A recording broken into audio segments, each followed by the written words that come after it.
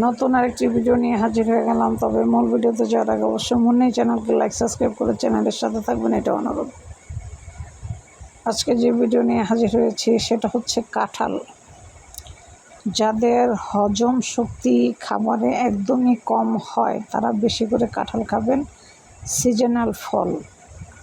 যাদের low pressure তারা কাঁঠাল খাবেন, প্রেশার উপরে উঠে যাবে, কারণ কাঁঠাল প্রচুর গরম। আর বিশেষ করে যাদের রক্ত কম, শরীরে পটাশিয়াম কম, এনার্জি পান না, ভিটামিন কম, ভিটামিন সি, ডি, এইসব সমস্যা যাদের আছে তারা বেশি বেশি কাঁঠাল খাবেন।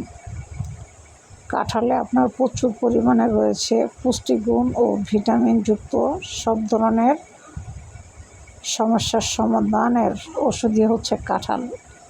আপনার যা সমস্যা আছে সব দূর করে দিবে কাঁঠাল এই খাবারটা। তাই বেশি থেকে বেশি কাঁঠাল খাওয়ার জন্য চেষ্টা করবেন। বিশেষ করে যাদের লো প্রেশার তারা কাঁঠালটা বেশি খাবেন। এতে করে আপনার লো প্রেশার খুব দ্রুত দূর হয়ে যাবে। ভিডিওটি ভালো লাগলে মনে চ্যানেলকে লাইক সাবস্ক্রাইব করে মনে চ্যানেলের সাথে থাকবেন।